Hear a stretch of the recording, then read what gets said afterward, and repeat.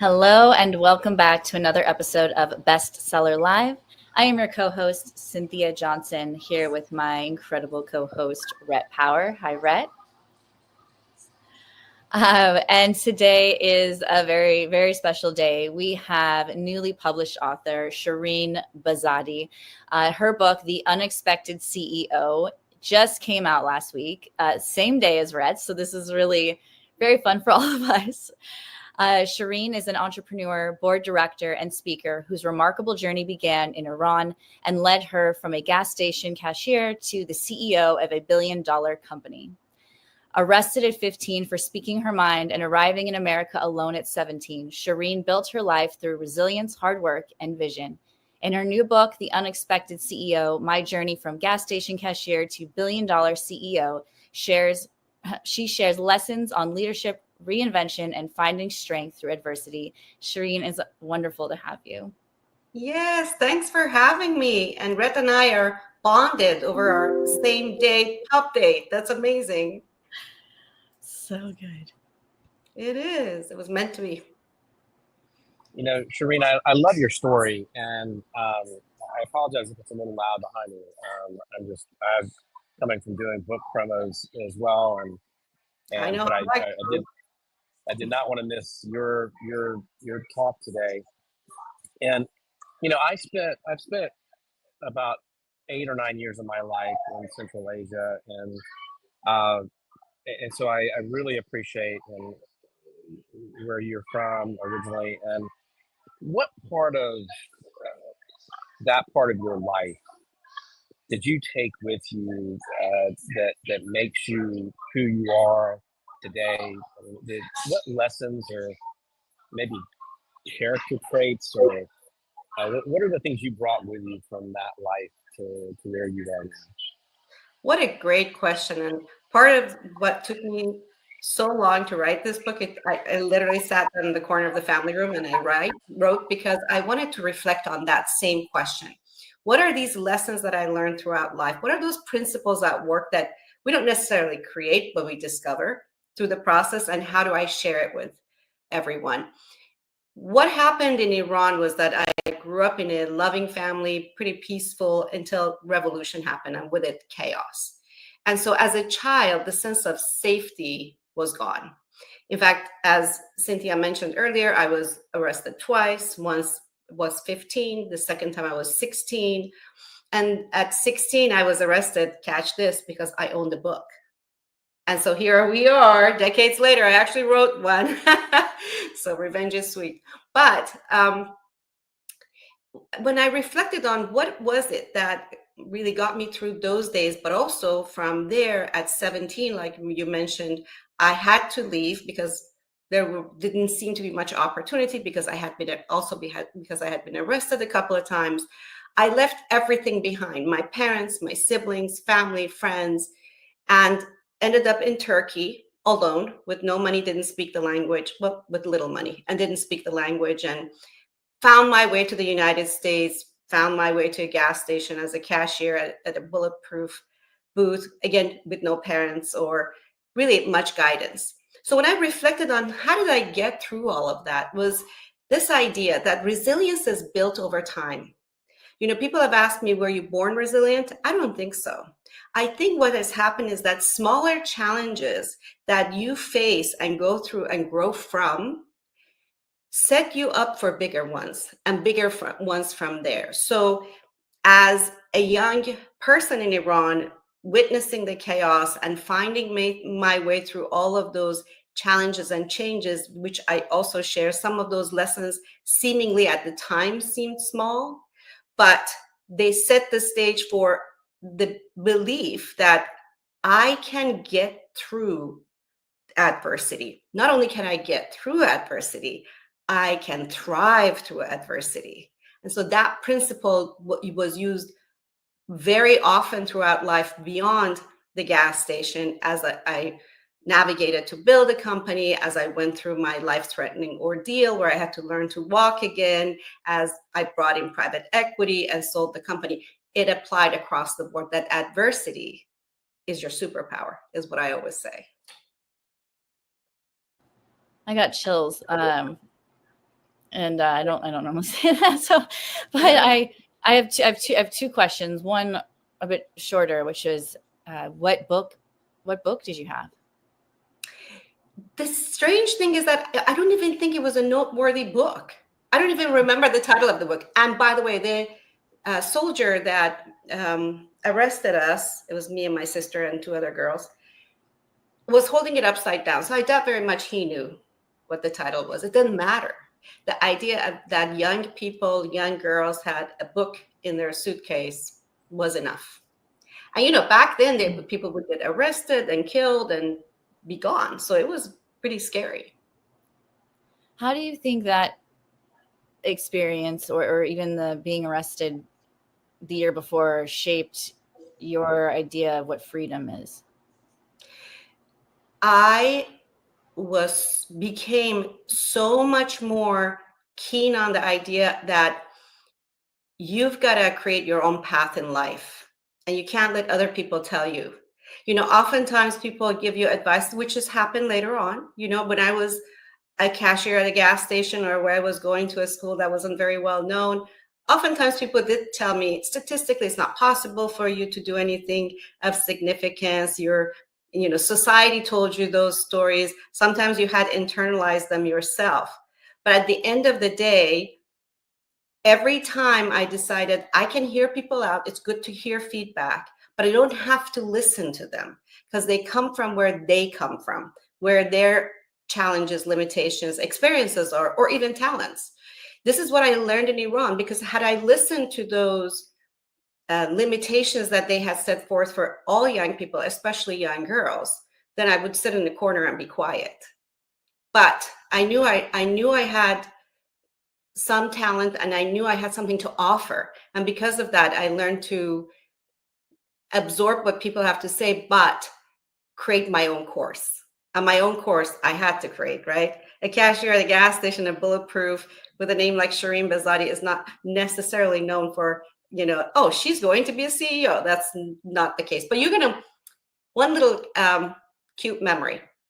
When I was a cashier, I eventually, after lots of bad days and disappointments, and really feeling sorry for myself, as well as it makes sense, right? I'm a young person with nobody, not a lot of people, and not a lot of money. So when I eventually landed in this idea of hope, of being able to build a new life, about possibility, I would declare to people I'm going to someday run a big company. And I ended up printing a business card. Like, that's hilarious, because I was working at a gas station. What business do you have? But I think it was like a tangible reminder that I can. And I think that's what mobilized me from that point on. Well, I have to say that I think the title of the book is completely wrong, because you were unexpected. I like the minute you left Iran and you had the courage to do that, and you, through grit and determination, and probably that you didn't even realize you had, right? You probably couldn't have. I couldn't have put a finger on my characteristics as an entrepreneur at 18 or 19 or 20, or whenever all that happened. But from your story, I don't see any other path that you could have taken. I love what you said, because that's exactly when we came up with it. My son came up with the title and everybody loved it. And I said, but I expected it. And that's the idea. Yes, it says the unexpected because for everybody else, it seems unexpected. For me, when I was sitting at that gas station, I did have conversations with people and they saw me as a cashier at a gas station. But I tell you what, Red, I always saw myself as a CEO. And I think that's what I try to promote and really encourage people to think about. That is why I wrote this book. I was asked to write the book. And I decided, after coming across some experiences where people made it clear that having read about me and what I had been through had encouraged them to chart their own course, that's when I decided that it made sense to write, to try to help others, build, grow. And one thing that I always encourage, and I'm sure you get that because you're very much about mindset, I love hope and I love dream, but expect it, know it. It's the idea of knowing. I sat at that cashier's desk and I knew I was going to run a big company. Didn't know when, didn't know how it was going to happen, but that was my North Star. And that kept me going. I didn't just dream about it. I didn't just hope. It was mine. I was just taking the steps to get there. I mean, it was a predetermined thing because I don't know if you've ever heard that story about Jim Carrey that Jim Carrey tells, a comedian. He talks about the experience where he writes himself a check for $5 million or $10 million or whatever it was, right? And he doesn't cash it, but he keeps it in his wallet Right. as, this is what I'm going to do. And I think the minute you printed that business card, this was written in the universe. This was done. So true. What are some of the other inflection points you had in that journey? What were some of the other critical steps that you had to take? Because you still have to do the work and execute and do all the things that get you in that seat. Yes. And that's not an easy journey either. No. A lot of principles that I shared in the book are true principles. Some of them that are noteworthy for the question you just asked are absolutely doing my very best to do good work. I have a lot of mottos. One of them that I've also printed on my business card is doing well by doing good. But by doing good, I don't just mean doing good by others and communities I mean doing good work. Everywhere I showed up, I was always opting in to have the most challenging tasks to learn because I knew I was going to run a big company, right? So that knowledge had helped me. When I was in college and I was still working at a gas station, I decided I was going to be pursuing accounting because I thought that's the language of business. Well, when it was time for me to close to graduation, I went to the career office and I said, I want to work for one of the big 8 because that was, aim high, right? And they said, well, don't want to disappoint you, but, they don't recruit from our school. And I thought, well, okay, but I'm going to try. And guess what? I did get one of the 8 positions for internship from EY in the entire greater LA area. From there, I got offers from all the big 8. But I didn't stop there. When I started working at EY, I said, give me the toughest tasks and help me learn. From there, for years after, I decided, well, if I'm going to stay here, I may not learn about operations and I'm going to run a big company. So I made really difficult decisions. I left really good positions that were paying well for someone with my financial insecurity. That was a tough thing to do. But I had that North Star and I kept pursuing it. I kept at it. Along the way, though, Red, you're absolutely right. There wasn't a moment where I would say, I'm just going to, let this be. I'm just going to get along. I don't need to work hard. No, it was always like, let me do the best quality work I can do because that makes me proud of what I've done.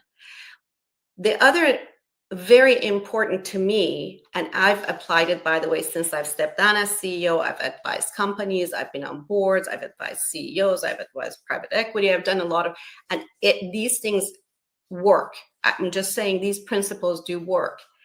And one of the major factors was that I also was very clear on my core values.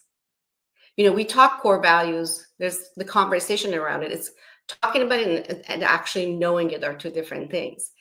I had personal core values that I stood by, and they guided me throughout all of these twists and turns. One of them was I was going to be an engaged mother. And I tell you what, it was hard. I had to juggle many things. I had to always balance out and ask myself the question of which one leads. And I was always going to lead. Motherhood was going to lead. It ended up bringing me much more success. So I think because when you know who you are, so will everybody else.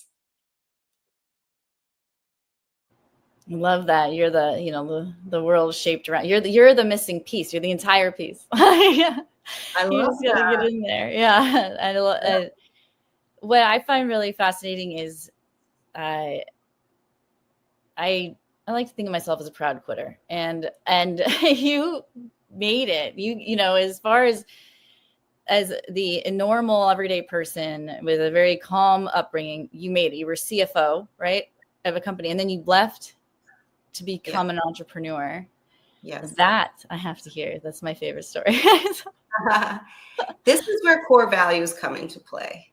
So I was the CFO at a fairly young age. And then I had my children, well, the first one.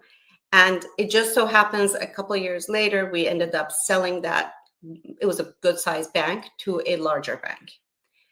Learned a lot about transactions, negotiating, but I was still a very young person considering my experience. So I had been worked at EY, creme de la creme. I was CFO of a good sized bank. I could have gone to yet another similar position, and one paid much more and had security. But I did step back and I looked at the career that would look like. And for me, it wasn't the right fit. It wasn't the right fit for two reasons. One, it wouldn't allow me to be an engaged mother because things have changed, luckily. But back then, this is like 30 years ago, it wasn't like this. So you would have to sacrifice one for the other. And it just didn't seem like what I wanted to do. Plus, I didn't see the trajectory to that running a big company going up the ladder the way it seemed like I was going to. So again, a very difficult decision. I decided to go out on my own. I did what is now considered fractional CFO, but back then we didn't have the name for it. I did do the work that was fractional CFO with the idea of I'm going to land somewhere that made sense to me. This is how, through that work and clients, I came across the company that was relatively small at the time, and that's where I stayed for 20 years. Yeah, and I mean, my next question is pretty aggressive because you had brain surgery. Yes. And that alone is so intense and scary. But you also say you had it at a very pivotal moment for your business. Is that right? Yes, it was the Great Recession in 2008, and we were in the home improvement industry. So imagine that was housing led. People were losing their homes. Who's going to spend money in home improvement? It was very, very challenging. We did have to first lick our wounds because it was scary, and then spring into action in an agile fashion of, I call it, change many ways of going into market, like understanding the new customer. What would they be looking for? There are always customers in every market, but fewer and farther in between, and their needs were different. Renegotiating all of our supply chain, all of that. Through it all, we survived. And I have to say that was one other adversity that proves my point of adversity is your superpower, because we got so good at what we did that after the recovery was happening, we had our best growth yet. But so we are still dealing with all of that. 2009 comes around and I got very sick, and come to find out that I had a brain tumor that was lodged between my optic nerves. The only way to deal with it was to do surgery, endonasal, through the nose. And so we did. And my biggest risk was that I would be 100% blind because the tumor could be feeding from the same blood supply, and I would have what's called an optic nerve stroke. But also, of course, the risk of not making it. 10 hours later, I came to, and it was successful in the sense that the tumor was out and I could see. But of course, recovery was exceptionally difficult. After some time passed, I was more getting sicker and sicker, not better. Come to find out, we go back up to the hospital, and as it turns out, the plug that they had used to cover the skull, because to drill a hole, was leaking, and I had lost all of my spinal fluid in my skull, which would be sudden death. So we had to go in for an emergency surgery, but we didn't know if I was going to make it. Weeks of recovery from that. Because of all that, what happened, I had to find my literal balance. I had to learn how to walk. I had to take one step at a time and go, lie back down. And I also couldn't speak very well, right? So between those two, there was an enormous amount of pausing. And up until that point, imagine I was surviving, right? And I was working hard. was a gift that I would have never asked for, but it was a gift nevertheless, because it made me slow down and observe. I used the same principles that I used later on to build a business. I brought in private equity and built, a large organization as a result. These principles that I learned through that recovery helped me later on. And the principles were that because I became an observer, I became more in tune with understanding people. I thought I could understand people, but I became even better at it. All of my senses were heightened. And as I slowly recovered, I became more authentic as to who I was and how I thought I wanted to present to the world. I believe in my family, we say life before and life after has been so much better and richer. Most of my successes happened after that experience. That's amazing. Um, like Cynthia, the story just blows me away. And you just keep coming back and coming back to those core values and those strengths and that resilience. In the book, you talk about the yes I did superpower. What does that phrase mean to you personally? I feel like there are there's a lot of conversation in the world around what we can't do. We subscribe to it, most of us, a lot of times, even ones that, like me and you, all of you that probably do know what we're good at, we do succumb to it every once in a while. It's a negative voice that is maybe in some ways intended to provide defensive protection, but the end result is that we end up not limiting ourselves. When I went in to get private equity, for instance, secure private equity, had never worked in that space before. I was in finance, but I hadn't done private equity before. And the conventional wisdom was, it's going to be hard to get. And this was hundreds of millions of dollars, right? These were not small sums. And oh, by the way, do you know that only a small percentage, back then they said 1.8% of private equity backed companies are run. Yeah. Yeah, it's not going to happen. But my point of view is, if it's 1.8%, I am in that 1.8% because why not? Because you can. So I did. I not only opted in, and I did secure it, and we had a really good partnership, bought companies with their assistance, and eventually sold the company. But since then, I've been involved in about $950 million of private equity raised. So I've done it over and over again. The idea is this. I became a $1 billion CEO from a cashier. I was able to bring in private equity because I thought I could. That's the idea. And so I want to promote to people, I encourage them to say, because you can. Circumstance is not your destiny. Your history is not your destiny. The idea that because you belong in places because you think you do. That's what it's about. Amen to that. Yeah, circumstance is not your destiny. That is beautiful. You also you spend a lot of time mentoring and encouraging leaders, like in your free time. What your free time? You have free time. Right? You're fucking. What patterns do you see that need to be broken or seem to be maybe newer among leaders now that weren't necessarily there before?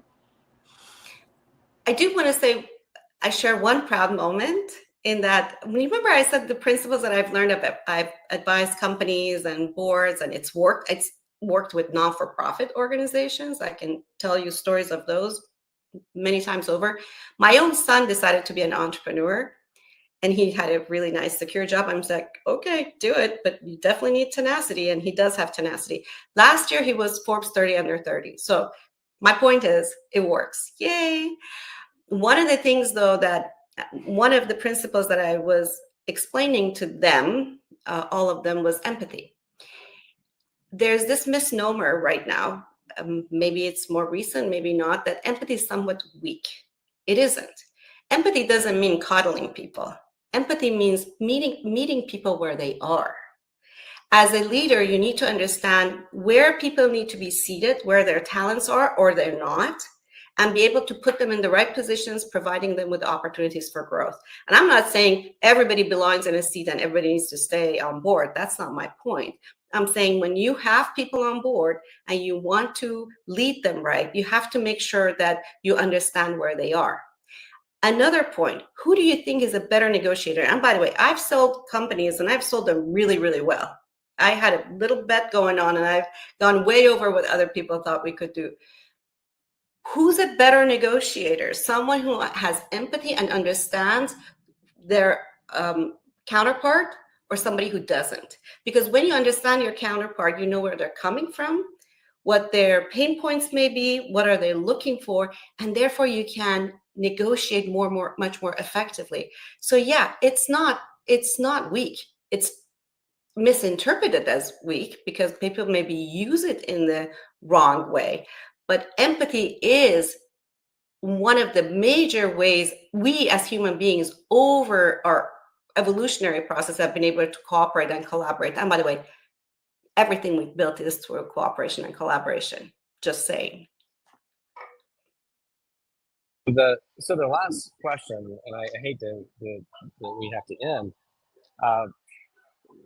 What do you? Let me think about this for a second. Yeah, let me ask you that. What do you hope readers will feel, not just learn, when they finish reading this book? What do I feel? What do I want people to feel? What do you want them? What do you want them to feel? Yes. We know what you want them to learn, but what do you want them to feel? Yes, I want them to feel empowered, that regardless of what we hear with all of the challenges may be before us at all time, especially in this market and in this environment, geopolitical, market, economy, AI, all of those things, despite all of those, you can still build, accomplish, achieve, live your vision, because you can.